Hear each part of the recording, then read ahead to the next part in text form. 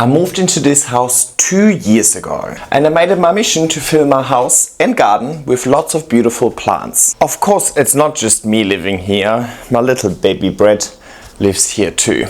Now we are renting, which makes gardening just a little bit more complicated.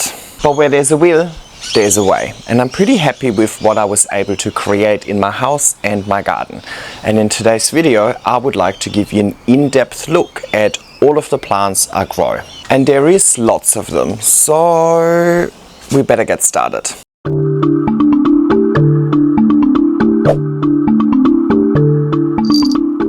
Good morning and welcome back to my YouTube channel, and welcome back to another house tour and garden tour and greenhouse tour and everything tour, plant tour. That's gonna be the common denominator, plants. It is the middle of November. By the time you see this, is probably end of November, which means that summer is just around the corner over here in Sydney, Australia. Which means that we've had about 2 to 3 months of good growing conditions. The last houseplant tour I did was just at the end of winter and all of my plants looked pretty sad. And not to spoil anything, but I am much happier with the look of my plants at the moment. And I think it's not just because of the plant, I think it's also a mindset thing. I just like spring, summer. So I'm in a better mood. So I am more likely to appreciate my plants. October has actually been unreasonably, uncharacteristically warm, but it was quite dry. Now November has been quite cold. The other day we had still 10 degrees at nighttime, so almost single digits, which is not necessarily common for this time of the year. I would expect it to not really be any lower than 15 degrees Celsius during the night. The daytimes are nice though. We definitely have, yes, consistent. Hello, darling. We definitely have consistently above 25 degrees. The odd days maybe a little bit colder, but we already had 39-degree hot days as well. So very volatile this time of the year. It can be 39 degrees during the day one day, and then 2 days later it is 11 degrees at nighttime. So that's obviously not ideal for a lot of the plants that I like to grow. I mainly grow tropical plants.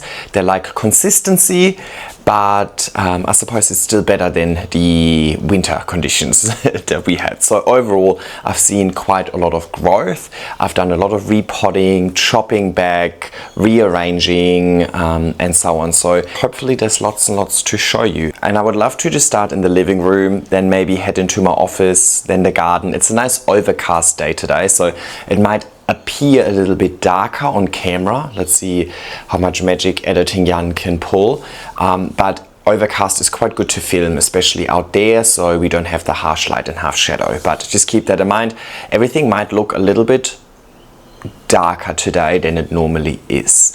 But let's start off with the living room then. Now, over the 2 years that I've lived over here, I think there hasn't been all too much change in the living room, because based on the, let me just zoom you out a bit. Based on the layout, specifically having the stairs over here, there isn't really much wiggle room. We've got the open kitchen over there, so it makes sense to have the dining area right in front of that. And then really the only wall that we have left is this wall over here. So the couch has to be here, which means that the TV has to be here. Maybe I should just show you with a bit of B-roll. So you guys and the TV are just over here. You have to be here because this wall would not be large enough for the couch, which the couch has to be here, and then the dining room has to be here. I've never lived anywhere where I have rearranged so little, I have to say. I love rearranging. Rearranging is part of the hobby for me. I love using my plants and my furniture, and I keep the furniture quite basic, right? But I love using that to create a nice atmosphere, a nice environment, a bit of a jungle home. But I also enjoy change. In my old apartments, I would spend hours, if not days, rearranging almost with every season to just create a bit of interest, to keep it fun and entertaining for me. In this space, I don't really have that, so most of my creative outlet is really the garden instead. So overall, not too much change in this room. That's also because I'm quite limited with light. Of course, it's also the space that we spend the most time in. I live with a housemate, and she's not necessarily into plants. She appreciates my plants, but she couldn't really care less about the plants, let's say. At the end of the day, I need to make this a functional space for both of us. So I can't impact the livability of the space by just putting plants everywhere. So I'm keeping it pretty minimal in here, especially over spring and summer, when a lot of my plants can grow in the garden instead. Corner number 1. This is a north-facing window going out into the garden, and the sun, east is here, west is here. So these plants over here get a little bit of afternoon sun as well, especially when the sun is about to set. But in winter, the sun reaches really deep into the room, like almost all the way to the couch, whereas in summer, the sun is so high up in the sky that it hardly reaches into the room. So these plants don't get as much light in here as you might think when I initially say that this is a north-facing window. Keep in mind, I'm in the southern hemisphere, so north is my equivalent of south if you're in the northern hemisphere. So a few plants that I got here, and they only recently moved in here. Maybe going against the light isn't that smart of an idea. I'll move you back a little bit. This is my Monstera obliqua, and I think it's coming up to the 2-year anniversary for this plant, so I think there's going to be a long video about this plant coming. But basically it's been on this moss pile for 2 years, and all I do is I chop it in between nodes, like here, and then it reshoots. So by now I have so many shoots on here, I can't really count them, there's so many. Some are really small, like down here. Some are maturing a little bit more, like up here. But overall, I'm aiming for a really nice lush display instead of having one sad plant trailing up. She only recently moved into the north-facing window, and I really enjoy how she's responded to the so far. I think she's growing larger leaves than ever, so I think she's really liking it. And look at all of these leaves it's pushing out over here, so it's gonna get really lush. Next to her we have my Philodendron Spiritus Sancti, and that had quite a lot of thrips over winter, but we have recovered really well. I used contender spray, and I'm now getting much nicer leaves out of this plant. Look at this newest leaf that is unfurling here. Isn't that just so sexy? Super skinny, nice lobes. Really like it. And there's a second plant on here as well that's about to push out a new leaf. I should probably pot this up, give it a larger pot, maybe give it a thicker pole, because I think if I want this plant to mature further, I will need to give it more space. That's something on my agenda for sure. For now, I'm really happy, even just with how lush it is, and the petioles are a bit of a space commitment, so I can't mature it too much, otherwise I'll end up not having a space for it. But for now, I really enjoy this. And yeah, she started as a teeny tiny tissue culture plant as well. I've got a full plant spotlight on this plant as well. If you're not familiar with me and my channel, I have a playlist that's called Plant Spotlights, and in that playlist it's basically a content series where I take one plant and I follow the plant over a year of growing, and then eventually over 2 years and 3 years and so on. So I have done lots and lots of these videos, I think over 50, and recently I've done the 1-year video about the Spiritus Sancti. So if you want to learn more about specific species, most of these have their own plant spotlight already, where I talk about everything that I know about this plant, the way that I grow it, the conditions that it likes, my experiences, the ups and downs and so on. So there's in-depth content on everything. I'll just take them out one by one because it's too hard to film against the light. Alrighty, this also had a plant spotlight done. This is my variegated Monstera adansonii, and I think it's attempt number 4 at growing one. And it's so far the most successful attempt. The bottom of the pole is looking a little bit empty and a little bit sad, definitely some browning, but I do think that is just a result of winter. It is growing nicely over here though. It is increasing in leaf size, but it is getting dangerously white, and this new leaf is fully white. There is some green in the stem though, so I'm hoping that maybe the next leaf is not going to be fully white. I'll give it another leaf or 2 before I start chopping. That's been my issue with all previous attempts. These plants seem to want to go super white, and obviously the white leaves have no chlorophyll, so can't contribute to photosynthesis, yet require energy to keep alive. So it's holding the plant back instead of making the plant thrive, and eventually these brown bits will go, and eventually the white bits will go really brown, so that leaf is going to say goodbye pretty quickly. So it's not sustainable growing a white plant. So I was really after these nice half-halves over here, but yeah, see how we go. Not happy about this, but at least we're going into spring. At least that didn't happen during winter. Alrighty, and then, oh my god, it's so dark today. And then this is the last one on that wall. It's pushed into the corner. This is Monstera Siltepecana El Salvador, the top part. The one that's a little more mature, I've got a bottom part outside that is not quite as mature. I enjoy this, but it's not necessarily like my favorite plant. It's a bit of a filler, and that's why it lives in this corner over there. In that corner, it gets light from the window. So imagine I put it in the window like this, and the light comes from here. Over time, all of these leaves start facing the window. I don't want them to face the window, I want them to face into the room, so I get to appreciate the plant. So this is a plant that I rotate around, so that, you know, whenever the leaves move to the side, I then move them into the room, and then they move to the side again, and so on. So as a result of it, it's kind of been twisted around the pole quite a bit, and it doesn't just have one display site, so it works perfectly with that spot, if you know what I mean. So I'm always strategic in which plant should go in which spot.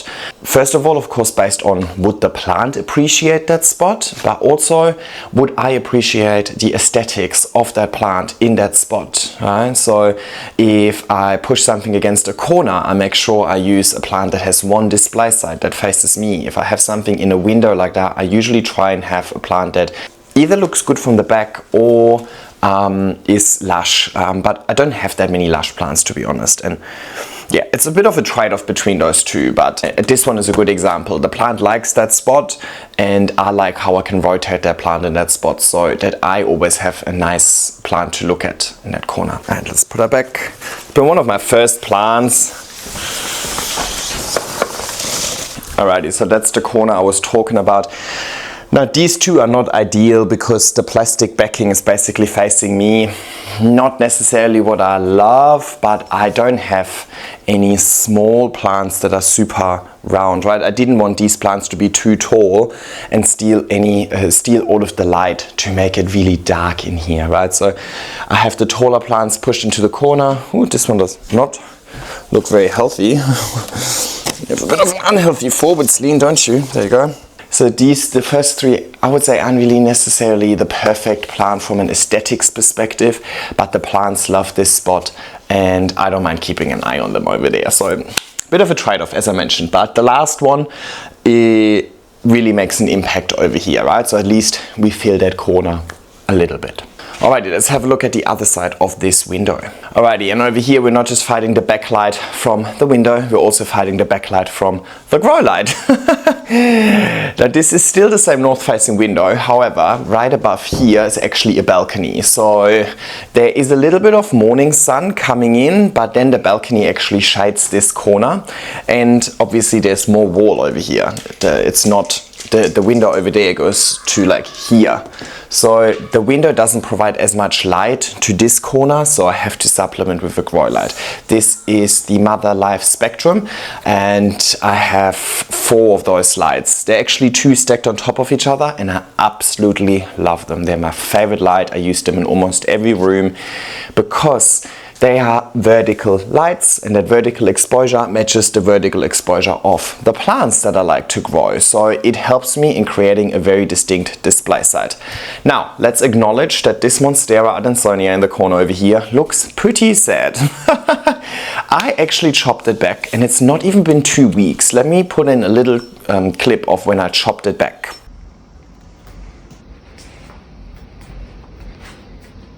Oopsie.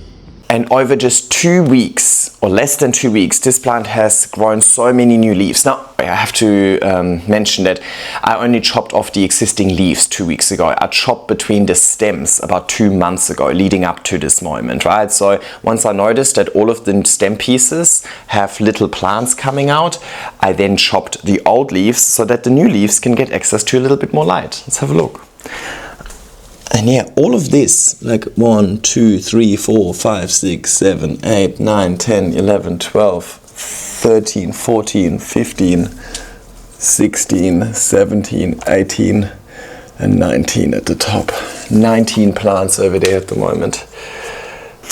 I kept the top 3 leaves, so this was the maturity of the plant previous to that, but it wasn't really lush enough for me, and I was just perpetuating the same plant over and over again, so I figured I want to try something different. And honestly, for me, it's more about the journey than it is about having a specific plant look a certain way at all times. So I really enjoy a good chop back and then watching the plant grow back over just 2 weeks. Every day I see new plants. Super fascinating.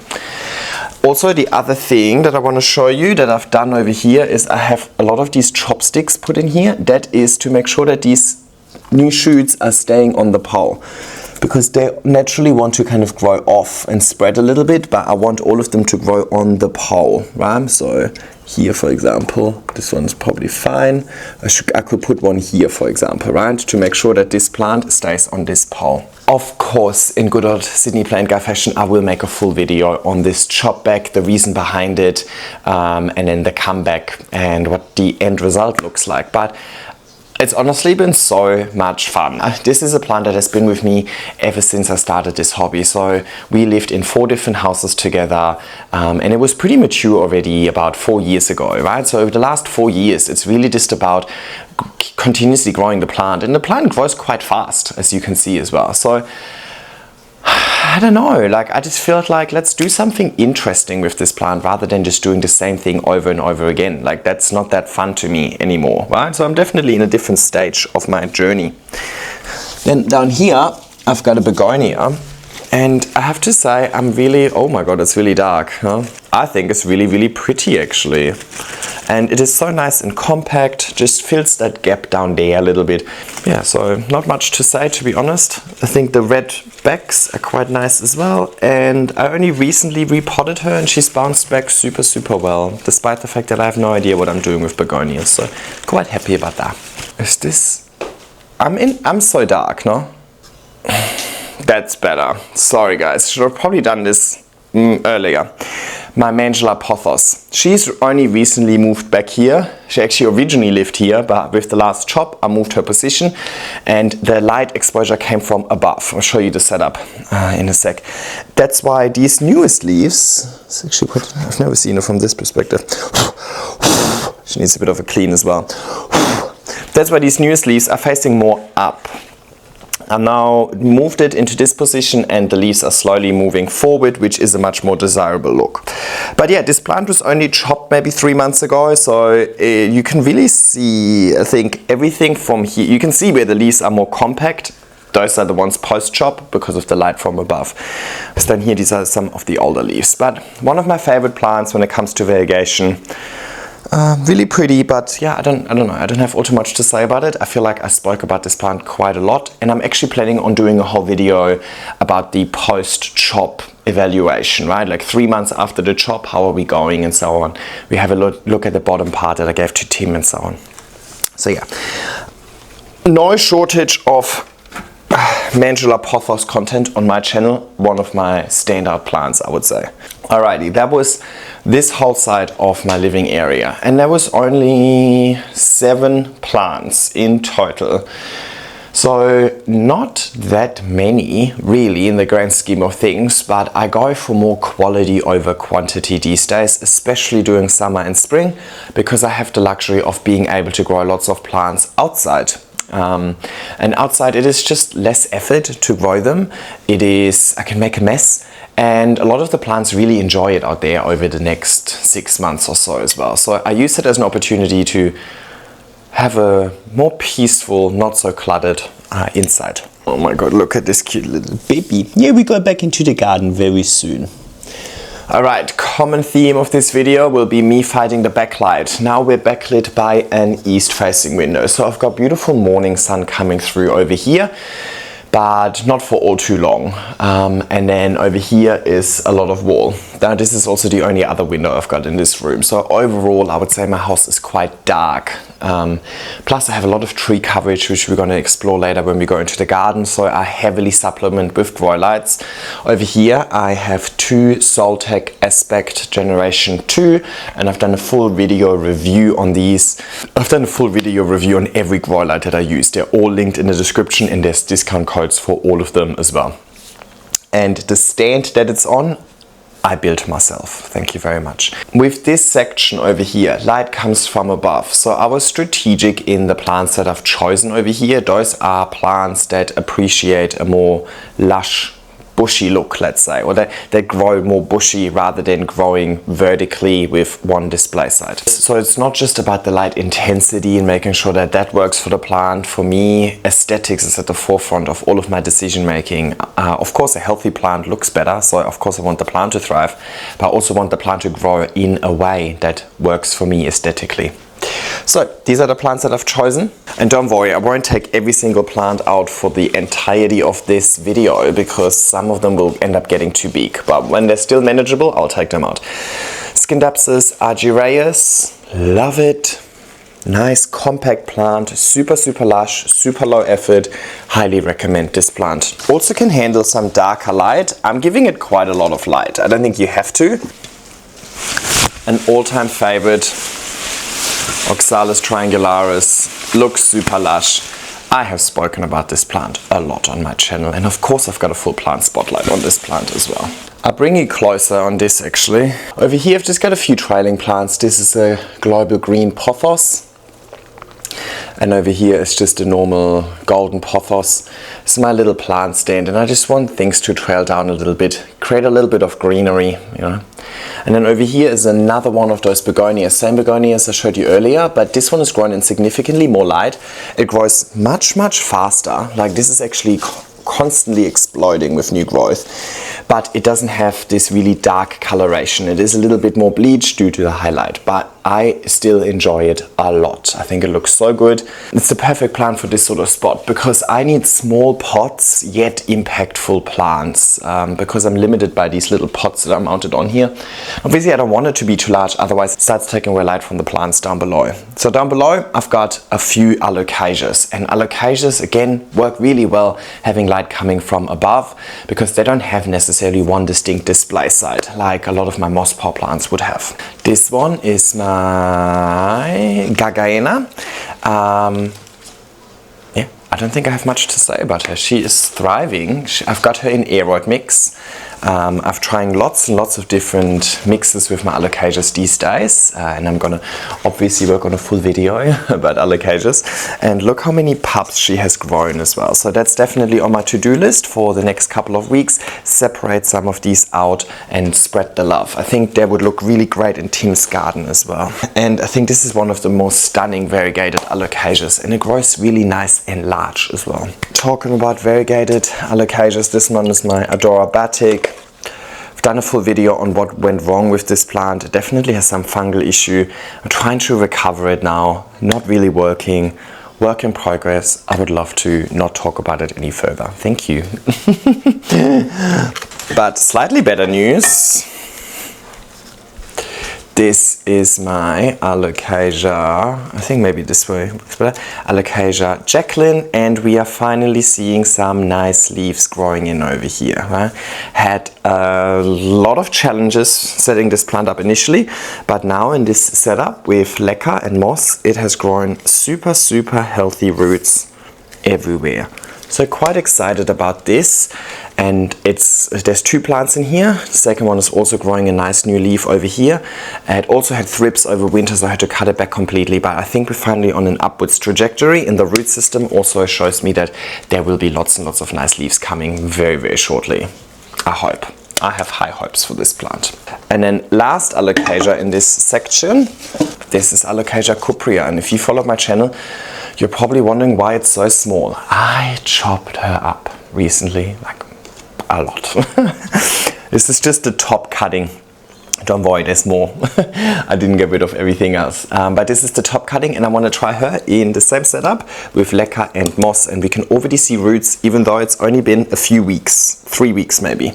So I'm really happy with that. Now, because of this major shock of just potting it in here, I see some yellowing leaves. That is totally fine. For now, I'm just really happy that I see very, very healthy root growth, because once I have healthy roots, I will have healthy leaves. I love propagation. I love chopping up plants, right? A lot of these plants that I have, oh my god, it's raining now and I have the cushions out. A lot of the plants that I have because I was never shy in propagating my plants, growing multiples of the same plant and then swapping them with other plant parents for more plants, right? So a lot of the plants I got, I didn't purchase, but I swapped. And all of that was brought to you by me cutting up my original plants in the first place. My Philodendron verrucosum, for example, was one of my first plants, and I grew it up a moss pole, same with my Milano, and then once it reached the top of the moss pole, I cut it into single node cuttings and propagated all of them. Back then they were still really, really rare. So I managed to then sell a few of these cuttings and make the money back on my original investment, and I still had 3-4 cuttings left that I could then sell on for a profit, and then that profit I was able to spend on more plants.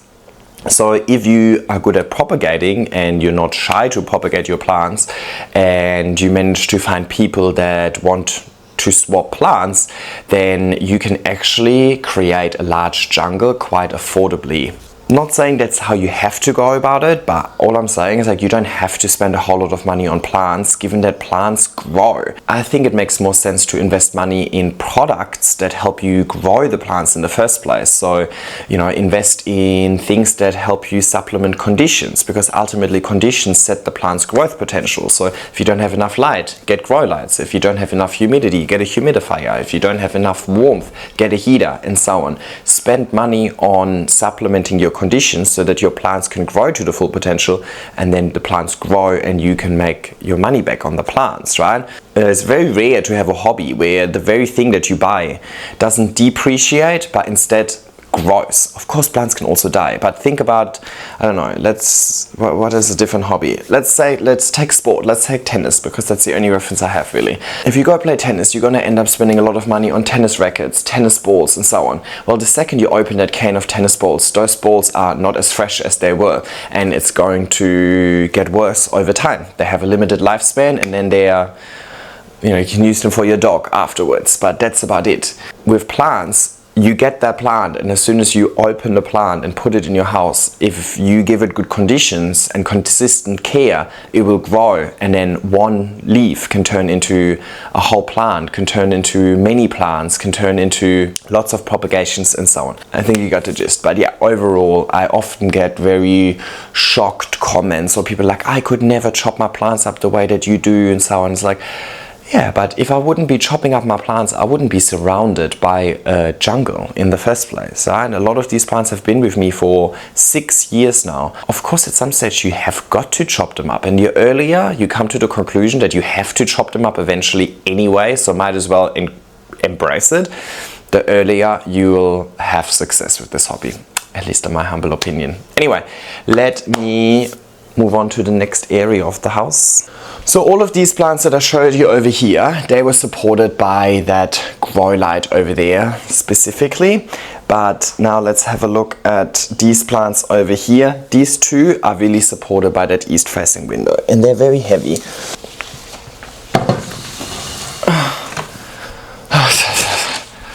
Can you see that? Okay, I just put you in that east facing window. So you are now where this Monstera usually lives. This is my Monstera. Thai constellation. Oh, I don't know if you can see much. Look at all of these roots that it has grown into the pole. Very, very happy. Last year or so, I converted this plant from being a crawler to being a climber, and I love that decision for me. Very, very happy. Okay, oh my god. I think this plant weighs probably like 25 kilos or something like that. Very heavy. And I'm sorry, I'm gonna be lazy. I'm not gonna take this plant out, but this is my normal Albo variegata.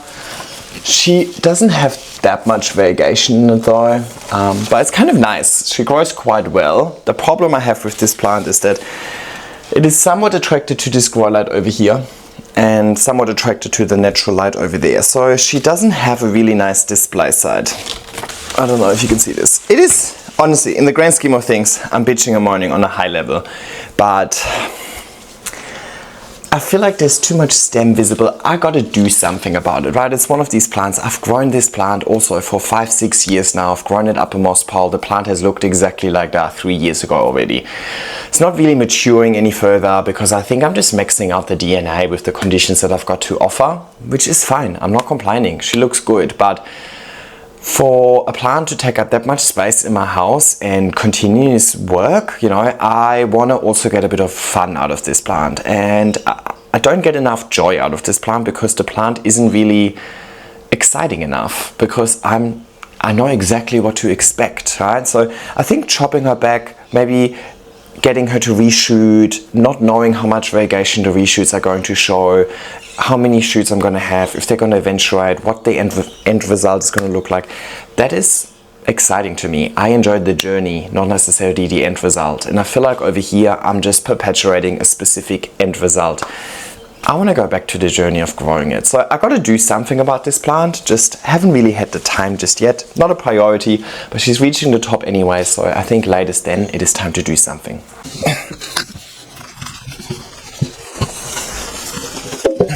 Two more plants. They are so intertwined. Plant number one. Can we see anything? Oh my god.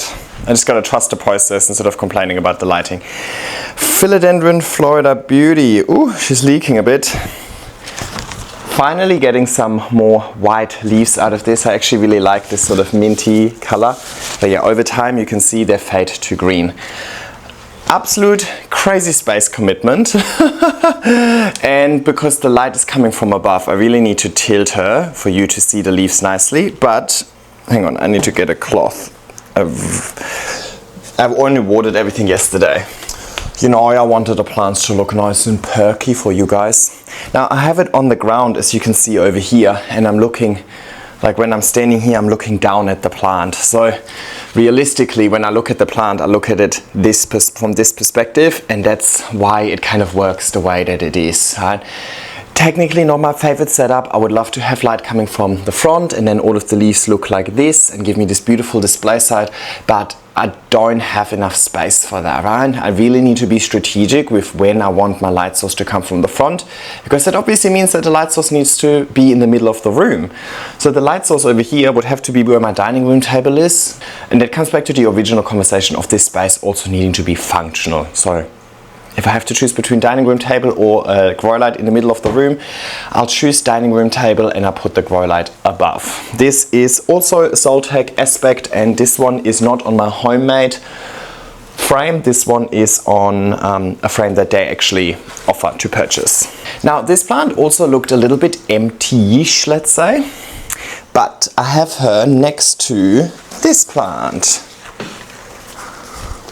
which is my Philodendron Florida Beauty. So similar, just this one has this nicely variegated leaves. I don't know if you can see any of that. I'm just again trusting the process. Similar process over here, has super long petioles. It's actually a little bit annoying. I would much rather have these leaves all facing this way. I think that would look so much nicer. I'm not too sure why. This one is new, so this one is still so droopy. I'm not too sure why this is droopy. I think they're also getting a bit shaded by the Monstera over here. Technically, it would need a little bit more space to really unfurl, I think. You know, I've got a feeling that editing Jan is gonna hate this video. But because I have them next to each other, and maybe I'll just put them back now, because I'm pissed off at this plant, I have to admit. I like it in theory, but it just spreads too far. Like, it's so hard to display. So when I look at it, it looks like this. So I look at them from above and I kind of just slide them into each other. I think this one I can rotate a little bit more. so that they're overlapping. So over here I've got like a nice mix of Florida Beauty and Florida Ghost leaves. I'm still working on maybe finding a better spot for this, but I have a lot of plants, not that much space, so I got to be really strategic in prioritizing. Anyway, I like it the way that it is, and it has a little bit of room to grow, but it's not a forever solution over there. I need to come up with something. Guys, I keep saying it's all about the journey, and this is the perfect example. I'm filming a little time lapse over here. It's not going to be ready by the time you see this video, but hopefully in a month or so. Yes, I'm extra committed.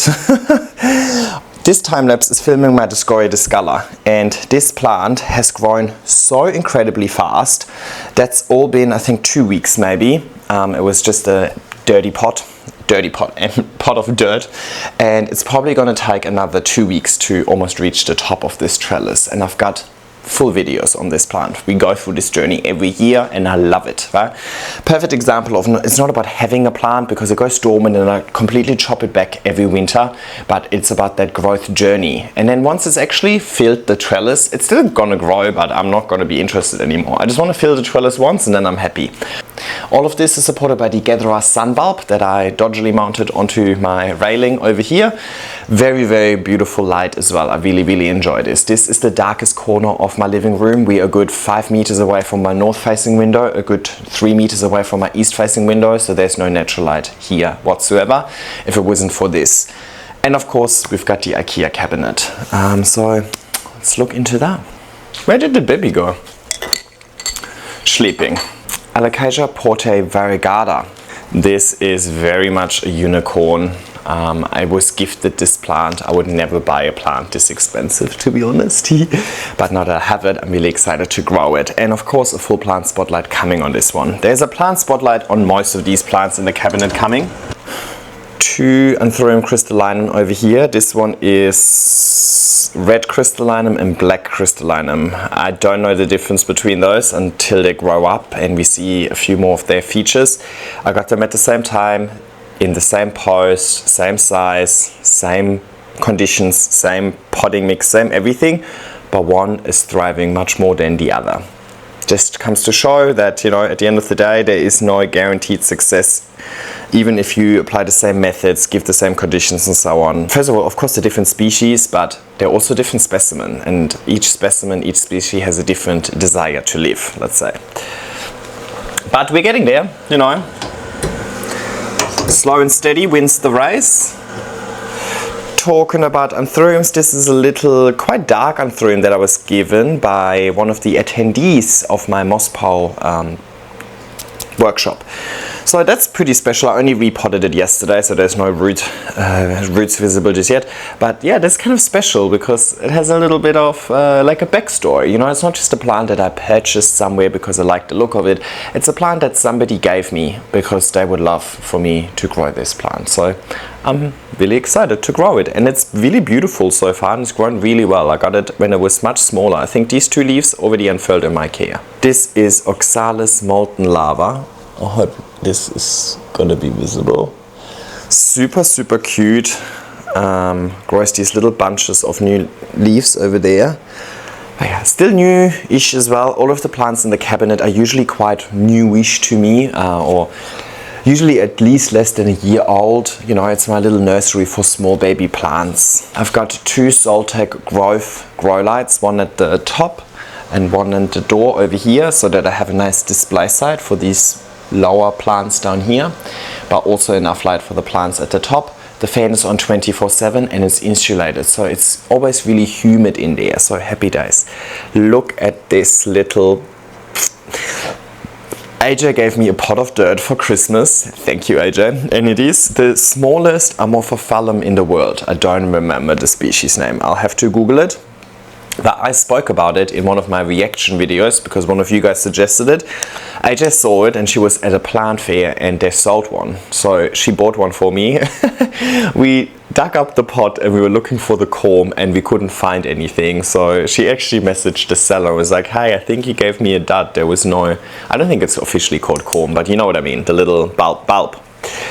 And the seller was like, no, the bulb is honestly so small, it is smaller than a little piece of perlite. Like, it is quite unlikely for you to actually find it in that pot. Just trust the process. So I put it in my cabinet, I keep watering it, and long and behold, eventually I've got this little leaf coming out of it. So quite excited. It's my first Amorphophallus, very different to what I normally grow. This is my King Anthurium, and it's pushing out a new leaf here, and it's actually looking really nice, this new leaf. I just recently did a full plant spotlight on this plant, and I was complaining a little bit about the slow speed of this plant. And yeah, look, it doesn't look like it's been 1 year of perfect conditions and continuous care, but at least we're seeing an increase in leaf size. Not yet, but you can tell that this is going to be larger than the previous one. And it's growing, so far so good, better than my previous experience with Veitchii. So cross your fingers for me that it stays that way. Geez, I have more plants in here than I expected. This one is actually Tim from Grow Vertical dropped off a bunch of plants for me the other day when he also dropped off some materials for my moss pole workshop. And this was one of them. I think it's a Brandy and Milano hybrid, I think.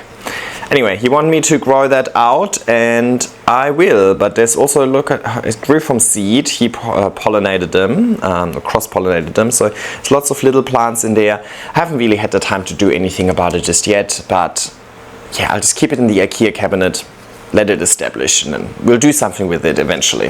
The thing is, on that day, he gave me 4 plants, and if I get 4 new plants, and they were quite large, you know, compared to the normal teeny tiny plants that I get. If I get 4 new plants in one day, I'm actually just overwhelmed with where to even put them, right? My house is pretty highly curated, and all of the plants already have a spot, so if there's like a new plant joining the team, like, it's a little bit challenging, you know? Of course, I'm always grateful for free plants, don't get me wrong, but I don't always have an immediate plan or spot for them and so on. So they're just going to the IKEA cabinet or the greenhouse in like a holding pattern until I have some sort of vision for them. You'll find out. Or time to do a video about them or something like that. This one is the set leftover Billycoisum. Billycoisum is Biliatii and Vercoisum. You can still see the nice reds in the back. I've had a really hard time growing this plant. I think it just really doesn't like that much water, and I love to continuously provide water. So ever since I just kind of really neglected it, it's growing better. And I love how shiny it is. That's pretty much all I have to say about this. Not much. Then over here, I'm trying a new setup. I'm trying a setup where I grow a plant in semi-hydro. There's a bit of leca, moss, and then look at our water reservoir. This is Alocasia cerean. I covered a little stump of that in my garden. It's growing out nicely with the longest petioles in history. And this one is a little Anthurium that I'm trying this method with as well. No root growth just yet, but I'm not giving up. Fingers crossed. Over here, I'm propagating a tiny corm of a variegated Alocasia. And over here, I'm propagating a few cuttings of a juvenile splendid, because I would love to have a trailing splendid like a Mycans. Wow, I have way more plants in this IKEA cabinet than expected. This is a Domesticum variegata, quite a large plant for this IKEA cabinet, and it's probably about to move out, but I don't have anything to fill that corner with just yet, so I thought let's keep her in there for now. Only recently put her on the pole, and you can see that these shoots, there's 3 of them, are finding the pole and starting to climb up. Of course, I'm going to do a full plant spotlight on this, but I think we're only in like month 3 of the 12-month journey, so stay patient.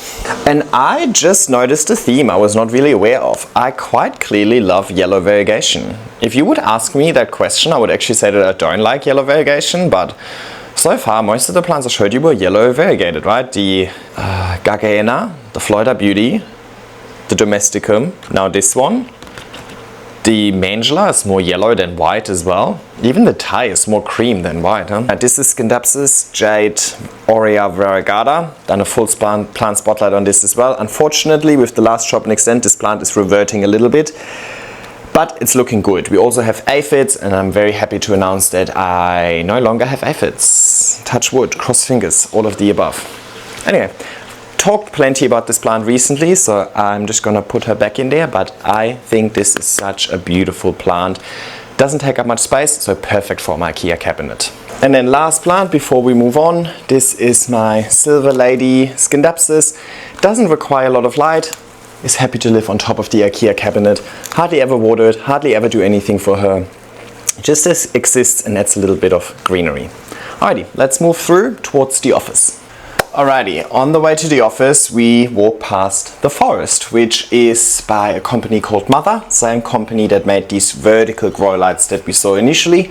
And we're going to see plenty of them in a sec. This is my Moranta display, and I think it might look a little bit too harsh on camera right now. I'll dim it down a little bit. Does that look better? Probably no difference. Let me just do B-roll then.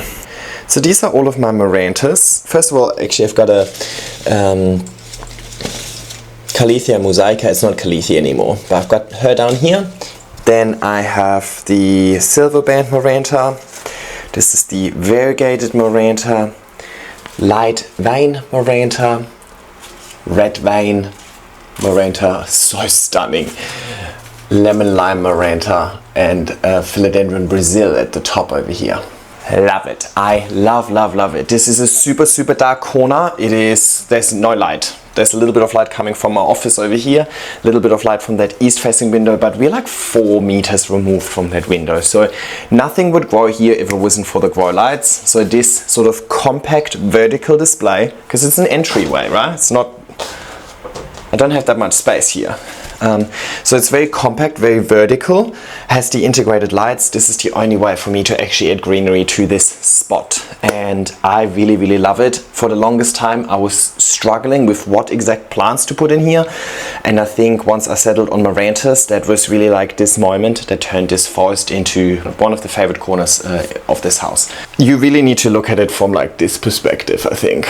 Look how gorgeous it looks from my perspective over here, especially with the mirror kind of, you know, reflecting everything, making it look twice as lush. This just looks so good. You guys are right here. Now it looks good from your perspective as well. It just looks terrible on my viewfinder. All I can see is like super harsh light. But let's go into the office, which is the spot where all of my absolute favorite plants live. Alrighty, welcome to my favorite room in the house. This is my office. You are currently on my desk, so that's where I spend majority of my time, where I do all of my editing and so on. So this is my backdrop. Sometimes when I'm in meetings, people think it's like a fake backdrop, and then I'm like, no, this is actually not a Zoom background. This is actually reality. This is what it looks like. Velvet philodendron are definitely my favorite plants. If it wasn't for them, I don't think I would be as interested in this hobby. They're really what made me fall in love with plants, vertical growing, moss poles, and I've had great success with them, which was very encouraging to then keep going. If it wasn't for them, I probably wouldn't have a YouTube channel by now and so on. So this is like, you know, my heart and soul goes into these plants over here, and they're always my first priority. Now let me zoom out so you can see the whole room a little bit better. So you can see from there's a bit of light coming in. That's a south facing window. Keep in mind, I'm still in the southern hemisphere, haven't moved since the beginning of the video, meaning that I don't get much light coming through here. In spring, summer, I get a little bit of morning sun and a little bit of afternoon sun from the side, but not really that much direct sun coming through, even during spring, summer. In winter, zero, absolutely none. So I'm quite challenged when it comes to light in this room, and obviously that window is just over there, which means that by the time we are all the way over here, it is really dark in this corner over there. So I heavily supplement with lights over here. I've got 2 more of these mother lights in the middle of the room so that I can push all of the plants against the wall and have a display side facing me, right? If I would just rely on windows, for example, I would always just see the back side of plants because leaves want to face the light. So these grow lights aren't just to make these plants grow, because they wouldn't grow if it wasn't for the grow lights in this room. They're also to display the plants strategically with one nice display side, so I get to see all of my favorite plants and all of my favorite leaves in the world. Okay. Now, these plants are quite large, so I can't really take them all out one by one. I think the wide angle is making this room appear much bigger than it is. I can't actually take them out without bumping into everything, including the lights, and that's usually where I break things. Plants fall, leaves, petioles snap and so on. So I'm gonna take you closer via B-roll for the really large ones. So let's start over here. This is my Philodendron Titanium, which is a hybrid of Verrucosum and Serpens. It has these beautiful red backs, beautiful hairy petioles, and has like a really interesting sheen. Not quite velvet, but very shiny. Now this leaf, I believe, just gotten a bit too close to the grow light. You can see it being burned a little bit. I think it's burning at least, because none of the other ones have it. And if it was, like, they have it a little bit, but I think this one in particular has it because it was just the closest to the grow light, right? Compared to even older leaves. Could also be a little bit of watering, probably a combination. Anyway, I have since managed the petioles a little bit better, so they're not so close to the grow light.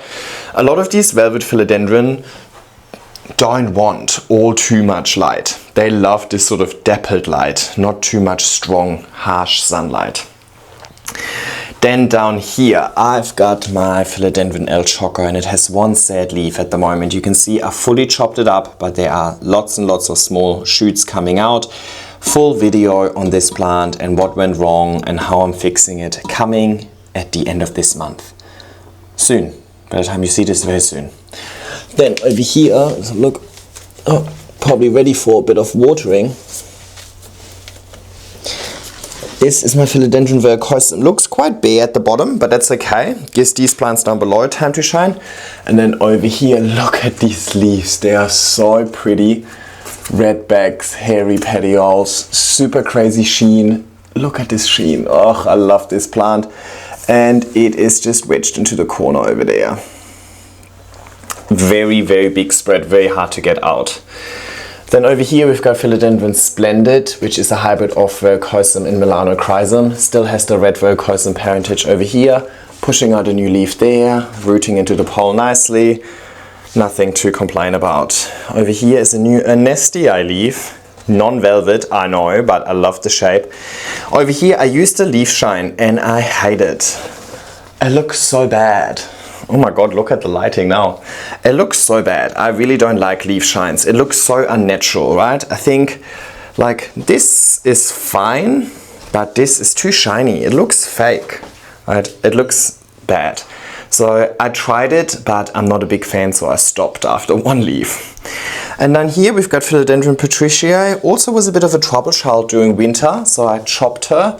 Reshooting now, first new leaf after the reshoot. Unfortunately, I bumped into the top and it aborted that bit, but that's okay. It's just the first leaf after the reshoot. The positive is that it's already giving me a really thick stem. The thicker the stem, the larger the leaf. So, you know, I think we should go back to growing nice large leaves again really quickly.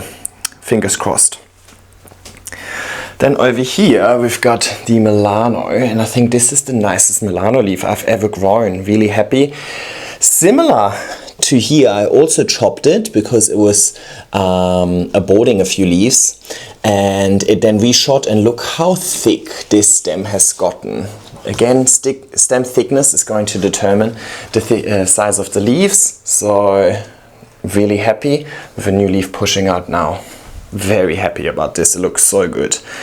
And then next to that we've got the Glorious, which is a hybrid of Milano and Gloriosum. Also just got an extension recently, rooting into the pole. Happy days, looking good. And down below I've got the Sodiroid. This also had its leaves shined, but without leaf shine. I just used a cloth, and I like this much better. It looks clean and shiny, but not plasticky like the other one, right? You can see these little drops. These are sugars from extra floral nectaries. It can be a little bit annoying, but yeah. Look at this. Just shows it's very happy. And then I've got a little Gigas over here. The Gigas is the only one that's not really maturing for me, but instead it's growing lush and it's growing 360 degrees around its moss pole with lots of shoots everywhere. So that's why it's perfect in this spot, because it gets light from this little window, which is east, this is south, and then also gets light from the grow lights. So overall, this is my wall of aroids.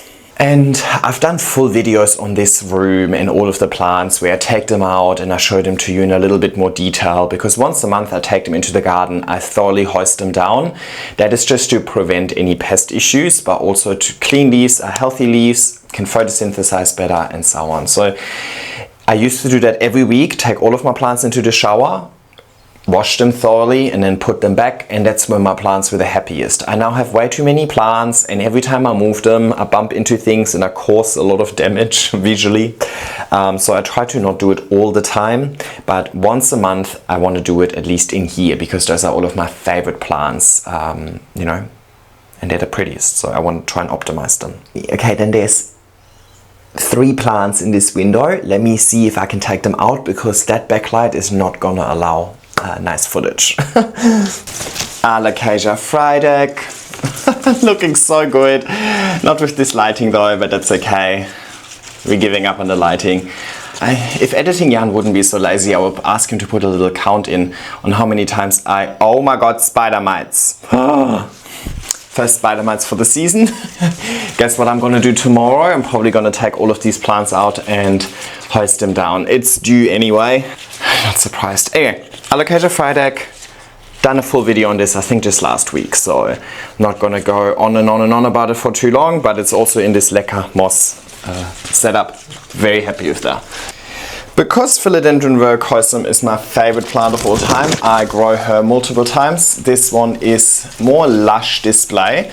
This one in the corner I grow to maturity. This one is nice and lush, where I just trail the plants up and down. There's many shoots on here by now.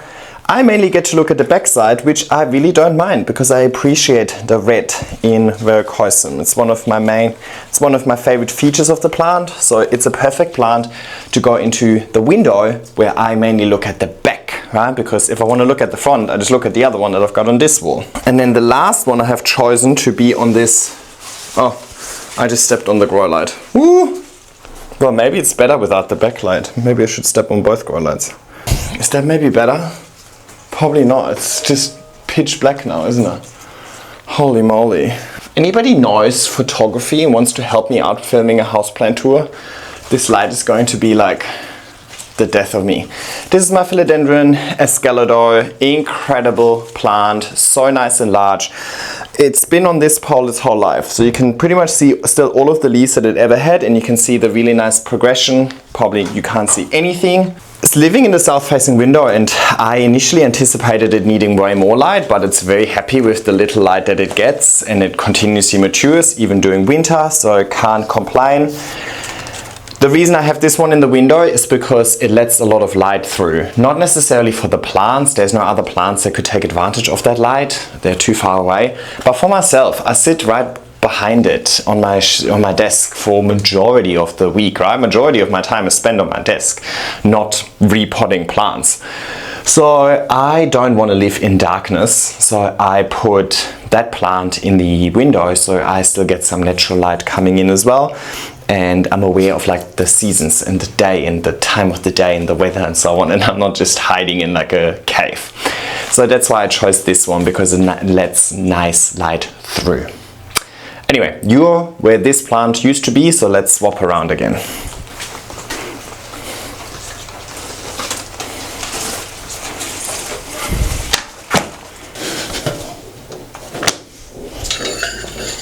Alrighty, those were all of the plants in my office.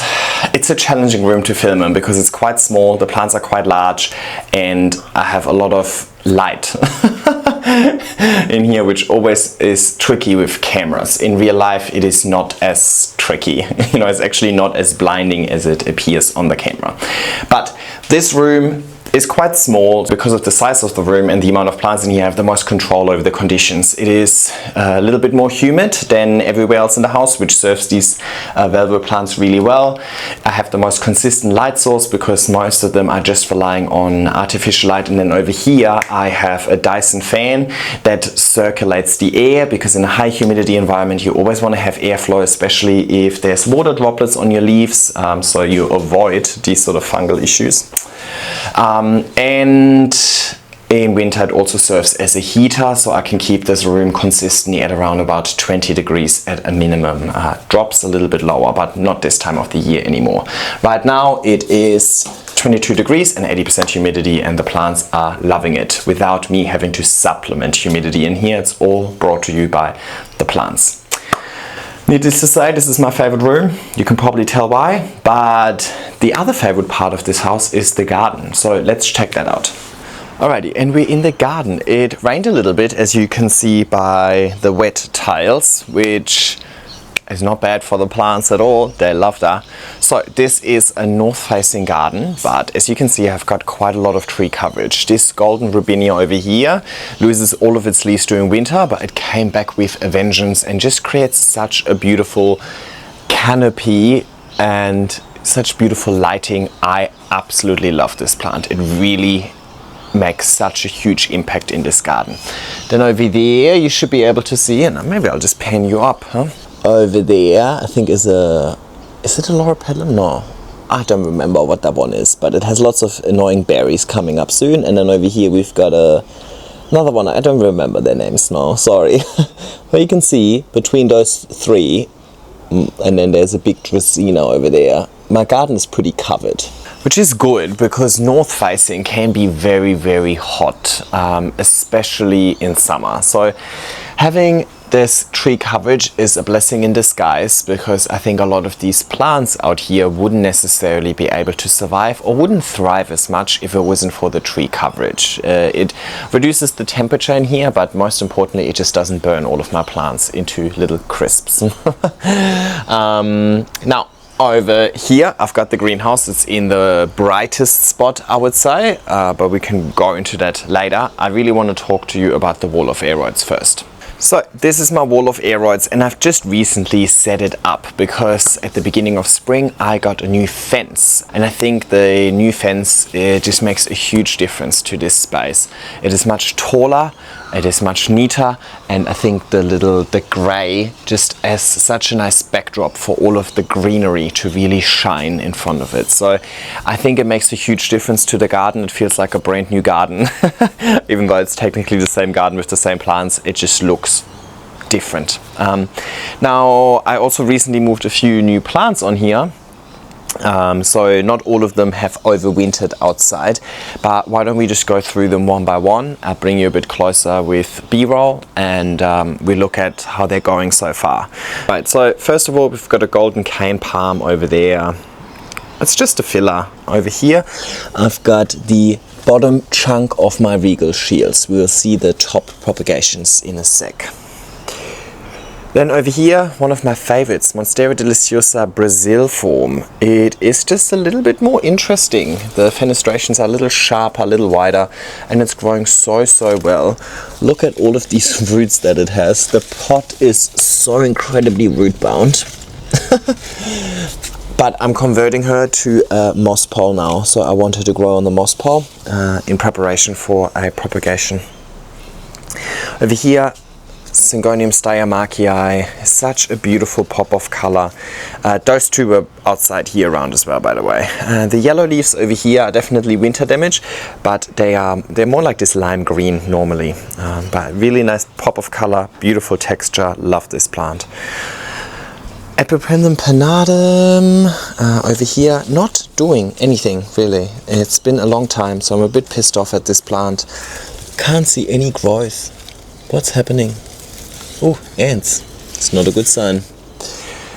And then over here I've got my Jose Bueno. This is a new addition to the garden. This has not overwintered out here, but it should really like this. Should like these conditions. So yeah, see how we go. It's early days. Over here I use a chopstick to stop him from going backwards. I want it to point forwards. Oh, and of course, as soon as we're out here, the sun hits us. It's just a little harder to film in the sun. Then this one is Philodendron cheronii, also a new addition out here, but it already spent summer out last season. I then overwintered it inside. Luckily I did, because the bottom part I kept outside and it died completely.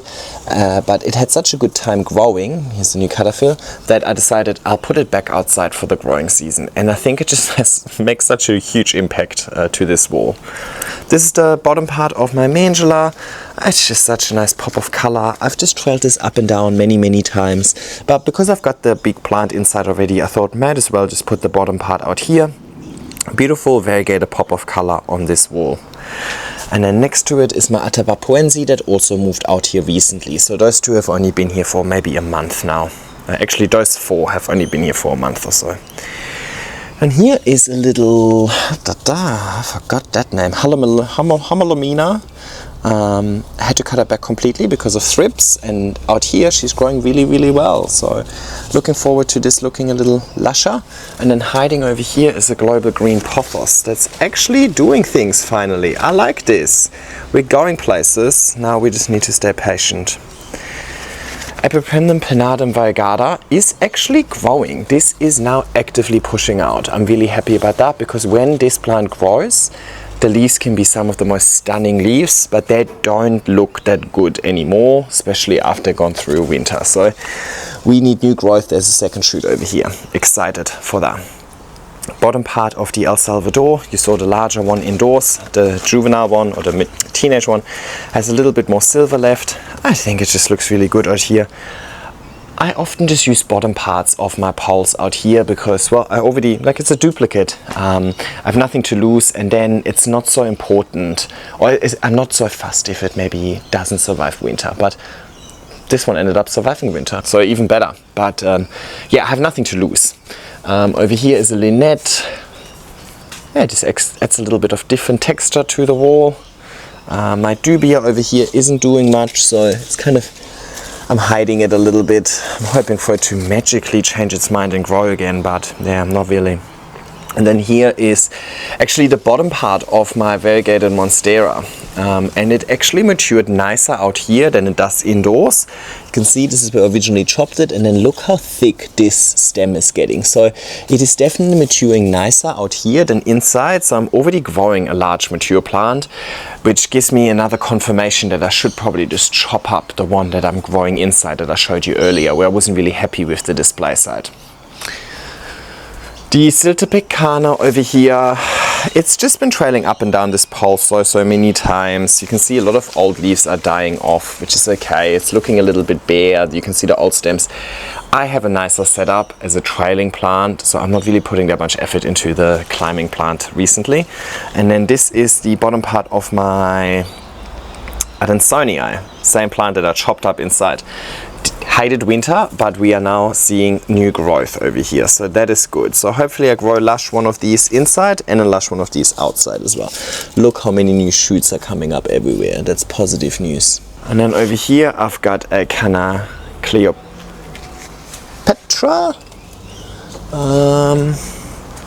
One leaf has a little bit of red. They're supposed to be kind of like half-half, you know, that's what I bought it for. But the last 4 years it's only been red, only been green, so I lost a bit of interest. But yeah, that's alright. It just fills that corner over there next to the gate. It needs to be narrow so we can still open the gate, so this works perfectly fine. Alrighty, that was the wall of aroids. I absolutely love it. I think it creates such a nice backdrop for filming videos as well, so you'll see lots and lots of videos filmed in front of this wall if the sunlight allows for it.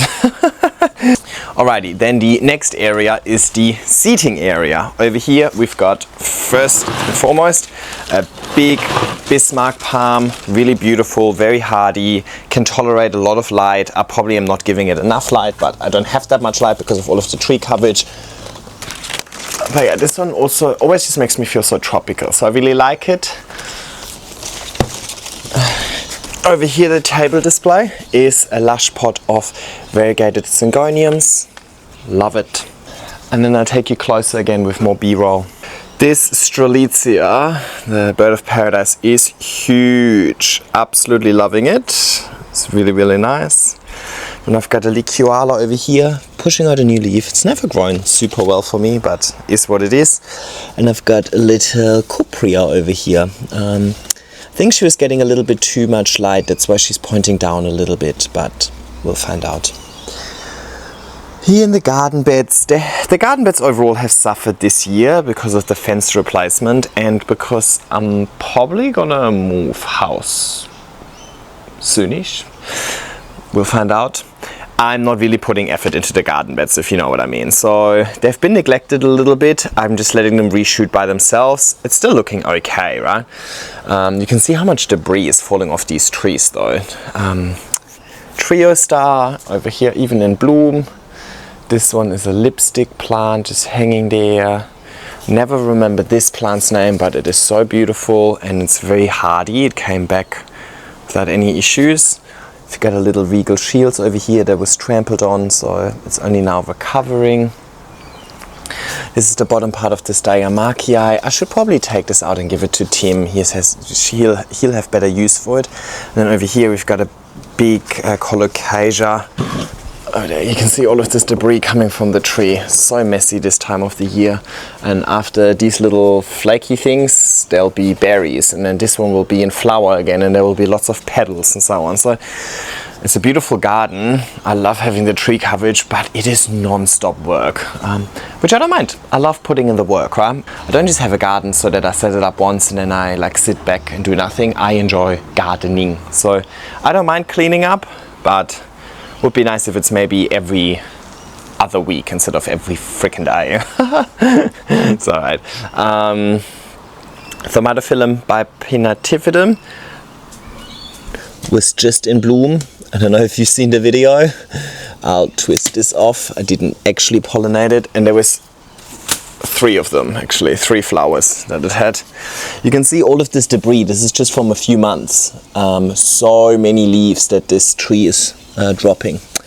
Anyway, coming back to this, look at how root bound this is. So many roots just twisted around and around and around. I don't want to give it a larger pot because as it is already huge.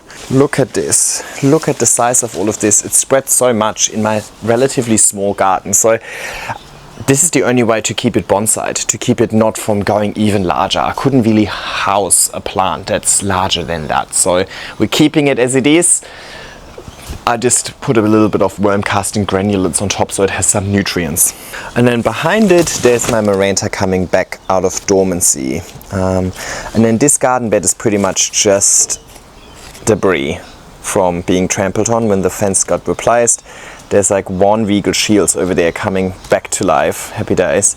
But yeah, quite clearly I haven't really worked on this corner much because, again, I rather put my efforts into my potted plants in my wall of aroids because I can easily move them with me if and when I choose to leave this place. So, you know, maybe a good chance to talk a little bit about the renting aspect. I mentioned it initially, and if you're a long-time follower, you would obviously know, but I'm renting this place. It's been 2 years now. We've got a 27-month lease or something like that, so we've got a few months left on the lease. But I like change, so I wouldn't mind actually moving on and finding a different space that's hopefully a little bit more cost effective. This place is quite expensive, but it also offers a lot of space. But yeah, being a renter, obviously everything is a little bit more temporary. I can't make permanent changes to anything inside or outside, so a lot of things are modular.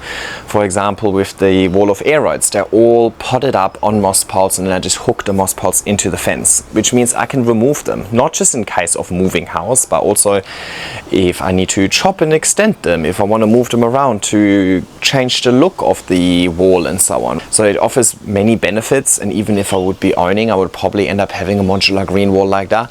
But when it comes to things like the garden beds, for example, well, when I first moved in, I put a lot of effort into the garden beds because I figured, okay, I still have a long time to enjoy these garden beds in this space. And at the end of the day, as I mentioned, it's about gardening, not owning a garden. So I would be really sad if I end up not gardening just because it's not mine or it's not my forever home, right? It's not about forever.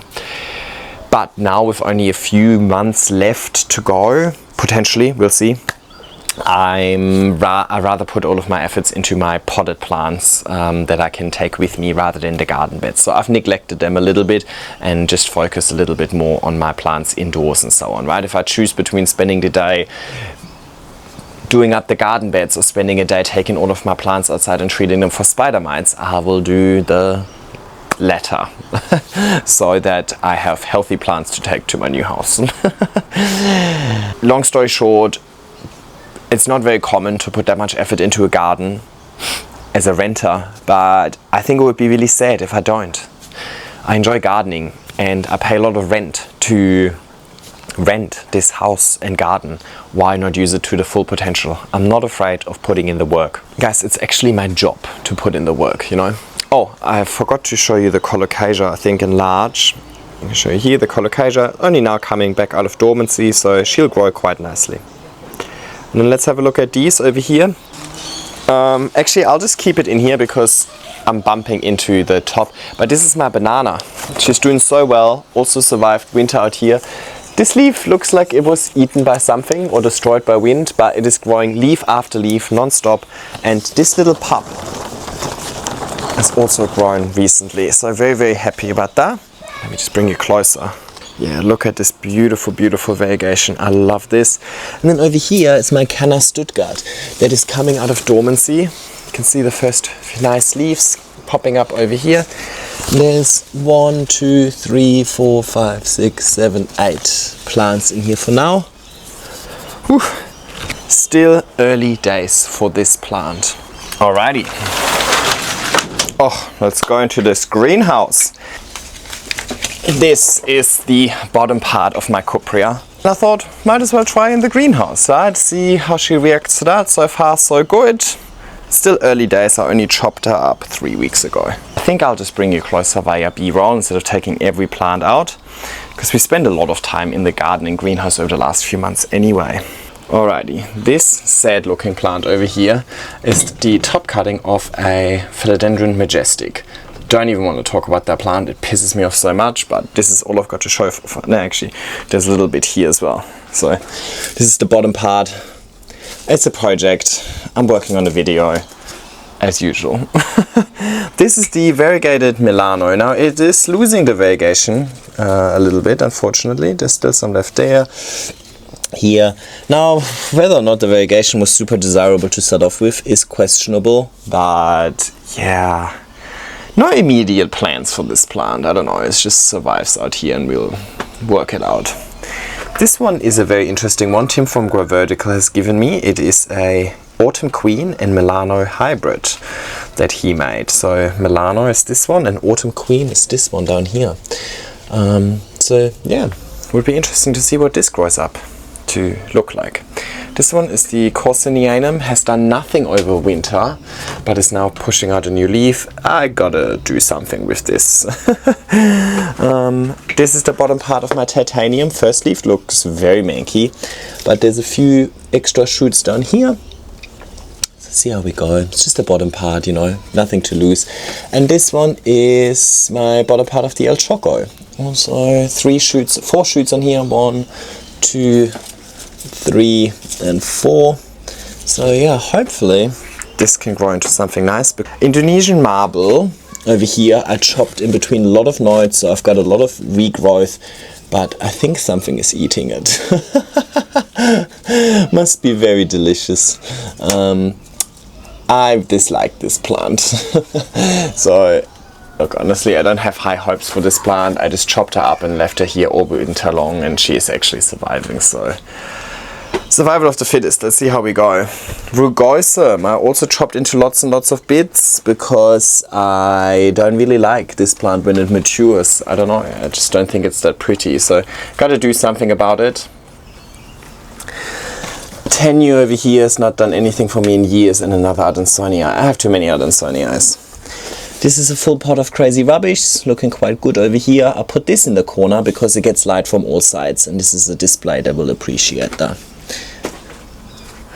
Subpenada. The problem over here is that it gets a lot of light coming from the back, so some of these leaves are painting more backwards rather than forwards, but it's growing nicely. Also survived out here all winter long. And this is the bottom part of my variegated Scindapsus that was in the greenhouse, the IKEA cabinet. I chopped between every node, and now I'm just waiting for the nodes to reshoot. But it hasn't been that long. Oh, you can probably see a little shoot coming in there. Yeah. Pinapitipatita. Do we have to talk about this? No, thank you. Serpents, do we have to talk about this? No, thank you. Amidrium medium silver, we can talk about this. These light-induced damages came from inside. It was actually under the Sunbulb where the discoid discolor is now, and it got too close to the grow light. But yeah, look how beautiful this silvery sheen is. It's just such a stunning plant. Really fills this spot. And there's 4 shoots on here. 1, 2, 3, 4. I used the pencil over here, like the brush over here, similar to the chopsticks from stopping it to go off the pole. Another variegated Monstera, and honestly I think this is my favorite out of the ones that I've got. It has the nicest variegation, isn't that large, but it has the nicest display. So yeah, definitely reconfirms to me that I need to chop that other one up. And this one is Frosted Hearts, Syngonium. Not really ambitious with that. Look at all the spider webs. Yeah. This is the trailing Siltepecan. That's why I said I'm not really putting much effort into the climbing one, because I like this trailing display much better. Here I've got a Syngonium erythrophyllum coming back to life. Here I've got another Monstera Adansonia coming back to life because I don't have enough of those already. Never remember this plant's name, but it looks gorgeous. Something with Swany. Monstera Peru. Yeah, fight for your survival over there. This is another one that Tim from Grow Vertical gave me. It's a Dean McDowell cross. It just says cross. I don't know what the other hybrid is. Oh, sorry, that's better. I'm not the biggest fan of crawlers, but I just keep it here, and I have no immediate plans. See how we go.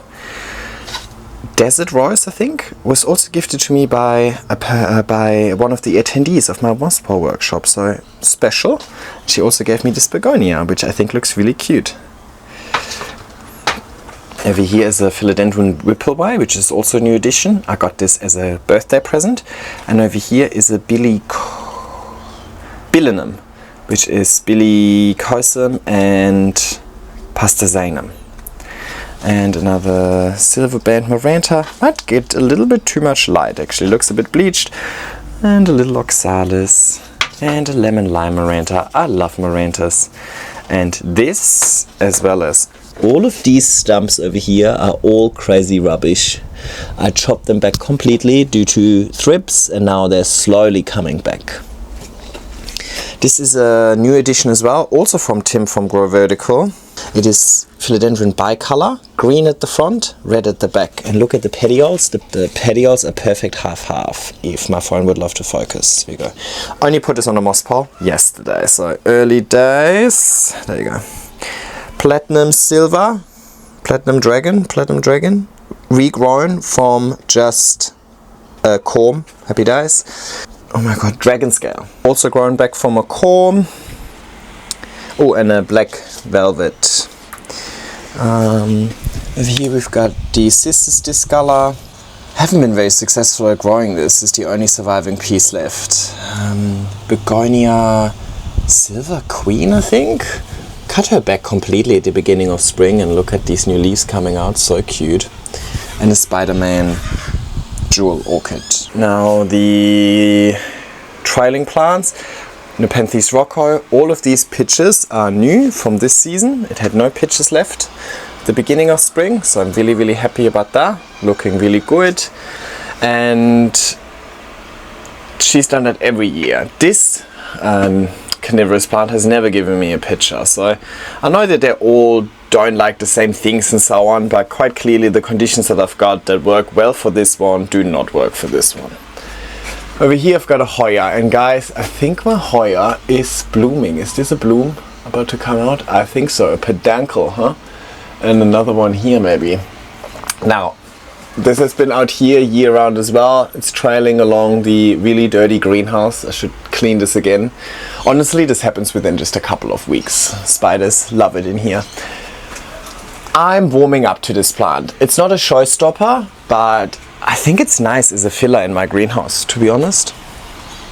And then the other hanging plants are all kind of Rhipsalis here. Actually, do I only have 2 left here and here? I just think they create a nice atmosphere, but I also wanted to keep the greenhouse a little bit less messy this year, so I don't have all too many things hanging. Overall, You can tell that this greenhouse is a little bit of a rescue section at the moment. In winter, all of my rescue plants go upstairs into the attic. I cleaned out the attic almost completely now, and most of them came back out here because I think in here they'll just have the best chances of surviving and thriving and growing. They get lots of good light, lots of humidity and nice warm temperatures. I don't heat the greenhouse, so during winter it gets really cold and it can be really wet and humid as well. Wet and cold is not a good combination. But this time of the year it gets nice and warm, especially with all of the sun exposure. I have a misting system set up that cools down the greenhouse and keeps the humidity up. Oh wow, that plane is loud, huh? The misting system cools it down, keeps the humidity up, and obviously helps watering the plants a little bit. I still need to water with the hose every now and then though. So overall, the greenhouse is the most tropical environment I have to offer. So a lot of the plants that aren't looking so good are going out here so that they can grow nicely, and then once they look nicely they can go somewhere else to be displayed a little bit nicer, if you know what I mean. So it's kind of like my rescue section. You saw that not many plants, I think this is really the standout. The medium is like the standout as to like this is actually a nice specimen. Everything else is kind of still in the recovery stage, and that's also okay, you know, like that's part of plant care. Not all plants will look amazing at all times, so it is also important that you have a spot where you can put plants that still offers great conditions so they actually have a chance to recover while not being so in your face, you know. So kind of like I just close the doors. As a collective it still looks nice and lush, but each plant in itself isn't looking that amazing, right? If I wouldn't have this and I would have to put all of these plants somewhere inside as well, I would probably get rid of most of them because they're not worth being displayed inside. Inside I go for much more quality over quantity, whereas in here it's just chuck them all in there and hope for the best. And then over here I've got the last corner of my garden. That is also one of the sunniest corners of my garden. And I keep things low over here so that I can still open the umbrella. Why is it so sunny now? See, that's why I don't like sun when I film. Anyway, is what it is. This is my Philodendron marchianum. It's growing so well, lives in my garden year round, even in bloom. See all of these flowers over here? Happy days. Somatophyllum xanadu, so pretty, so hardy. Syngonium mojito, so pretty, so hardy. And my little display of bromeliads. So pretty, so hardy, so low effort. The sun is so hot instantly. It is 26 degrees, but the sun has bite. UV is high and humidity apparently is only 62%, but with that little bit of rain and then the sun hitting me, I started sweating immediately. So let's go back inside. I have 2 more rooms to show you. Well, the rescue section isn't all too eventful, so really just 1 more room to show you, which are all of my Anthuriums. So let's do that. Alrighty, welcome to my bedroom, aka the Anthurium room. I've got 2 extended mother life spectrums over here, same ones that are also in the office and in front of my Adansonii. We are again at the southern end of my house, so we are right above the office, same exposure but even smaller windows. So basically no natural light coming in here, especially we are at the opposite wall.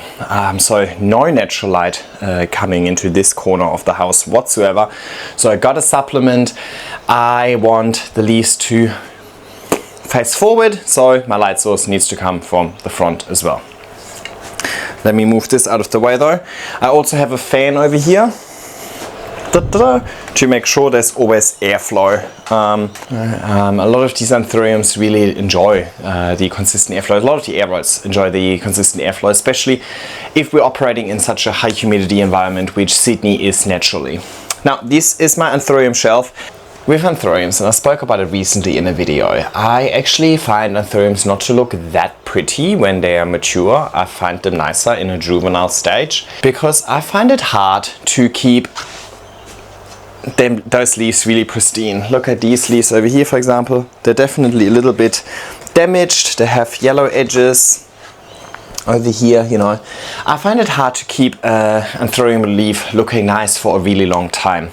So what I'm doing over here is I'm aiming for a display that has a lot of variety, not that much variety to be honest. I obviously have a specific type. Let's just say like lots of Anthuriums, and if even each of them just has 1 or 2 leaves, it makes a nice display. So it's more about optimizing the display at large rather than optimizing every plant. I actually have to do a bit of a chopping back cycle over here. I'm getting pissed off at some of these visual damages that these plants are displaying, but having that time is what it is. Also had severe thrips in this section pretty much throughout all of winter.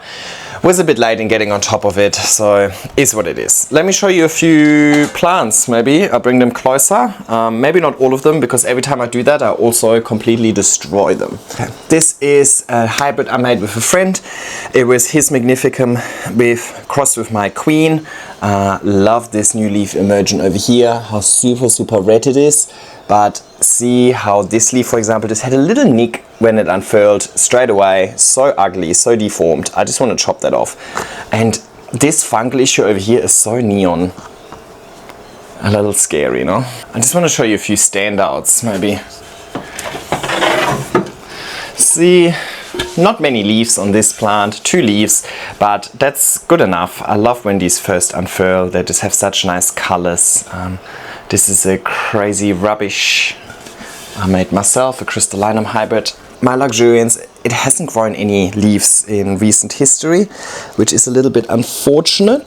Let's have a look at root growth. A little bit of root growth. It just got repotted recently. I think I put a lot of energy into this inflow, and I can literally see like 4 berries in this inflow. And it's been like a year or so. So very long pollination journey. Not even too sure if it's going to eventuate, but I can see the first new leaf coming over here. So that's happy news. That's good news, isn't it? This is my, what do you call it, Delta Force. Was one of the best growers over the last year, I would say. And look at this leaf, it even has some variegation in it. It's kind of cute. But yeah, this one is a crazy rooter. Look at the root system. Look at how thick some of these roots are. So that's good. Also recently got repotted, so still working on establishing a root system, I suppose. And the Queen is a standout as well. I don't want to take her out though. Let me bring you closer, because I'm just going to brush into all of these. Okay, I showed you this one. This one, I have no idea what this one is anymore. I think a Forgetii hybrid. Cut it back to a stomp. It's really slow in coming back. This one is a puppy hybrid. New leaf, again, just got smashed into something and just so deformed. So I just have a hard time, especially when the leaves are really large. They're just more likely to bump into things and then just don't look that good anymore. Another one over here that just brushed against the wall and other leaves and so on, and just has all of these visual markings. It's healthy, it's just a bit ugly, right? The Queen, again, here also just bumped into things. We also had thrips. You can see this sort of dull thing, that's thrips. But I just recently repotted her. I converted her back to a moss pole because she did not like the aroid mixed pole as much as she liked the moss. So I'm really hoping for nicer growth, because she hasn't really been growing that well for me over the last few years.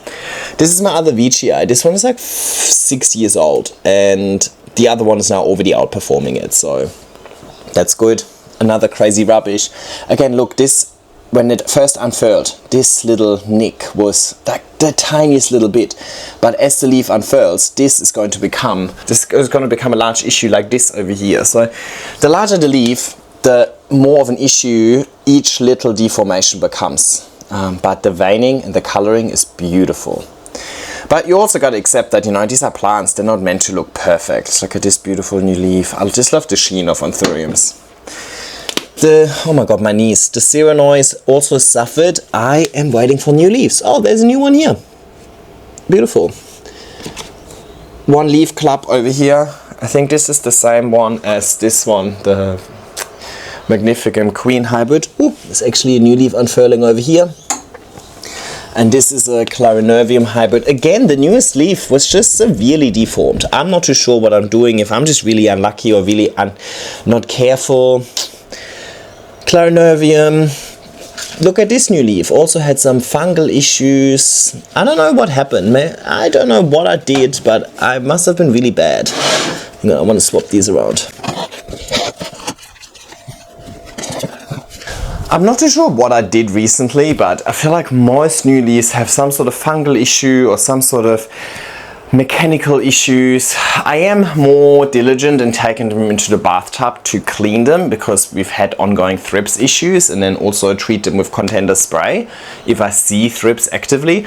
But even just same approach as with my velvets in my office. I want to at least once a month, I want to take them into the bathtub, flush out the medium to get rid of any mineral buildup and clean the leaves. And I think every time I move them into the shower, because my bathroom is just right behind that wall, I bump into things and then the new leaves become injured and so on. So I need to find a way to stay on top of cleaning without constantly introducing mechanical damage to these plants, because I would love for them to look a little bit more pristine. But so be it. They're living organisms at the end. 2 more plants I want to show you. So this is the south facing door. There's actually a little balcony. I have nothing on the balcony actually these days, but anyway. So not much light coming through, but the problem here is also it's a door. Like I don't want to block it, you know, and also it's right in front of my wardrobe, so I can't really have a big plant right here. So I just have a little table with some small plants, and the idea here is that I want to bonsai these 2 plants. This is my Ploumanii. I am in love with this plant at the moment. Can you see anything? No. I hate the lighting in my house. Anyway, okay. Sorry, I'm going on like a broken record about how challenging the lighting is. Anyway, we're almost done. Ploumanii. I'm bonsaiing this because I don't want it to mature. I think this teenage to juvenile plant, like down here, that looks stunning. So I'm going to bonsai it by giving it a small pot so it can't expand too much, but also by giving it conditions that don't make it mature in the first place. So it kind of likes the low light because it doesn't end up maturing as much. Same story over here. This is Philodendron verrucosum. It's my 3rd one. I already have the lush pole, that's kind of more teenage. I have the very large mature mother plant. So I don't need to grow another 3rd verrucosum to maturity.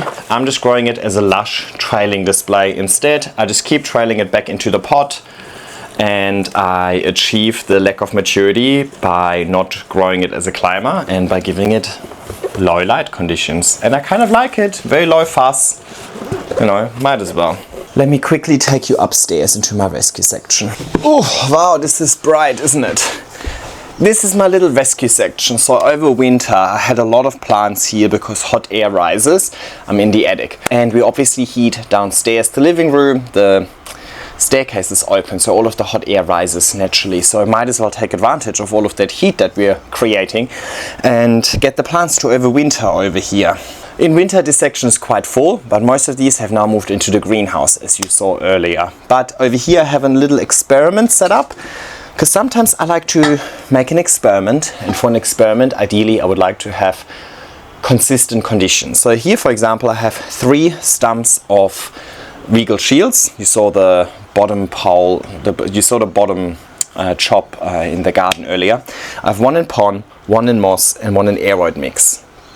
And I just have them set up here in front of this very bright grow light, so that at least I can say that I gave all 3 the same conditions, and we're eliminating differences in growth due to conditions from this experiment, and we can focus a little bit more on the differences in growing medium instead. So over summer I will use this section as a little bit of a project section. Sometimes I grow plants for the sake of a video, not for the sake of displaying them in my house, and I suppose that will happen over here, right? Because over here, out of sight, out of mind, they don't need to look pretty, it needs to be functional. And for some of these experiments, functionality is more important than the aesthetics at the end of the day, because I'm trying to learn something, I'm trying to make a point, or I'm trying to visually represent a point, rather than just showing you a pretty plant. So I've got those here, and then I've got the tiniest little dubia over here. I'm really trying to grow a juvenile dubia, and I should have probably put this on a pole a long time ago, but then it just kind of kept... whatever. I'm giving up on dubia, honestly. Next lifetime. And then 1 more little section. Probably shouldn't have sat on this with my white pants. Right above you is a skylight, so I might as well take advantage of that beautiful natural light that I get. Especially now in summer, the sun pretty much moves straight across the house, so I actually get quite a lot of direct sun over here. So I've got a pothos over here. I just put just a golden pothos. Can you even see it? No, not really. Here. I just put it on a pole a week ago, or 2 weeks ago maybe. And I suppose it doesn't look that nice just yet, so I figured I'll put it here, because it will have great conditions growing up, and then I can move it into a spot that's more visible once I like what it looks like. Huh? Over here I've got a Aglaonema pictum tricolor. Looks very leggy, but there are actually 4 new shoots coming out the pot now. So I'll just keep it here. It seems to like it. I likes the light source coming from above. Over here I've got another little experiment. This is a Cupria grown in lacquer. So far, not a good experiment, but guess what? You're gonna get a video on this. This is a teeny tiny Florida ghost. Let's not talk about it. And these are some seeds that I have grown. These are puppy hybrids. You saw the puppy earlier, the one that was like really deformed. So I made these, and I have a video on how I made these as well. They had also severe thrips, but we're coming back now. I should really start isolating some of them. And that's my rescue section. It's not looking that busy anymore, which is good, right? Means that my plants are thriving again, less to rescue. It's quite low ceiling height over here, so I would love to be able to stand up straight while I say goodbye. So why don't we go back downstairs to wrap it up. Oh, alrighty, much better. And that was it. Those were all of my plants and all of the rooms, all of the areas of my house. Every time I do these videos, I'm actually shocked at how many plants I have. I always remember having less plants, and then when I show you all of them, I'm like, oh my god, I actually have quite a lot. But in the grand scheme of things, I still think that I have quality over quantity. There are definitely a few ugly plants, let's say, or a few plants that are in recovery that need something, but that's also normal. At any given time, there will be some plants that are thriving, and there's some plants that are not thriving, and that is also totally normal. It's completely unrealistic to expect that all of your plants will thrive at all times. But I'm quite strategic as to what I do with these plants. I either have them in my rescue section or my greenhouse, kind of not on full display. So I'm privileged enough to have enough plants that at any given time I can decorate my whole house and garden with them, and it always looks good. So yay.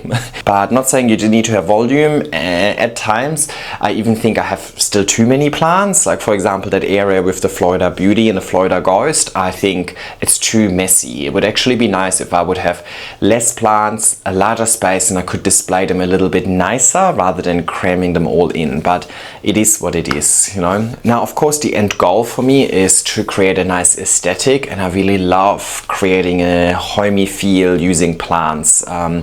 And as I mentioned, I'm a renter, so there's only so much I can do to really transform my house and put a bit of a personal spin on it. And I think plants are a great way to give a place character, even though I'm very limited in what I can do. I can move somewhere else, take all of the plants with me, put them there with the grow lights. I don't even really have to worry about the natural light that this space gets and so on, right? I can pretty much create my own conditions for these plants to thrive in. And then a new house would instantly look good, right? Like I can create an instant jungle with my plants because they're all modular and can be moved around. And that's not just helpful for the inevitable move that I have to go through. It's also helpful when it comes to cleaning the plants. Being able to take them into the garden, just hoist them down, just helps these plants stay healthy, clean and happy.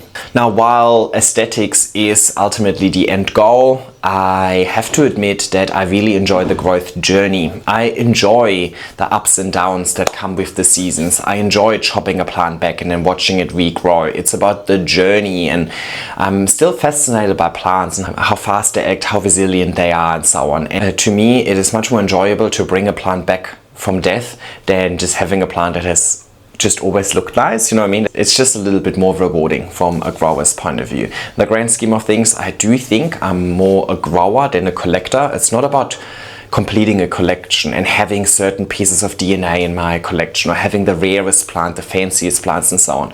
A lot of the plants that I have were even free. They did not cost me a lot of money, or a lot of the plants that I had, I waited until they were readily available via tissue culture and quite inexpensive, like the Spiritus Sancti. By the time I bought it, it was 28 bucks for the Spiritus Sancti. When I first became aware of the plant was actually $10,000 in Australia. So I stayed patient for like 4 years and didn't buy the plant because I don't want to spend $10,000 on it, and I only bought it once it was very affordable. So for me, it's not about putting a lot of money into the plants, the DNA, you know, having the rarest kind of plant and so on. For me, it's really about having plants that are grown to perfection. Let's not say perfection, that sounds a bit wanky. To their full potential, or close to their full potential, ideally. So yeah, I enjoy the growth journey. I see myself as a plant grower, not necessarily as a plant collector. So I value quality over quantity, and I think it is really important that you choose plants that you know are going to have a good time, and choose plants that you know you can make thrive to their full potential, rather than just chasing plants that you saw other people grow online. But hopefully my collection and the way that I style my house using my plants was somewhat inspiring. If you want to learn more about my growth method, the moss piles, how I water them, how I make them, how I do anything, how I repot and so on, I've uploaded 3 videos a week for the last year. And before that, I uploaded 2 videos a week for the 2 years prior to that. So overall, I have a lot of videos on my YouTube channel. I think there's nothing that I know about plants that I haven't already put in a video. So feel free to browse through my catalog. Would be appreciated, because watch time is ultimately the most important metric for me.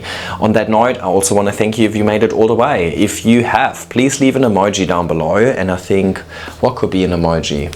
You're overheating, so leave a little thermostat emoji there, because that's the little warning that my camera is giving me right now. So I'll take that as a sign and wrap it up. Thank you so much for watching. Make sure you give this video a thumbs up and subscribe to my channel if you haven't already. And hopefully I'll see you in my next video.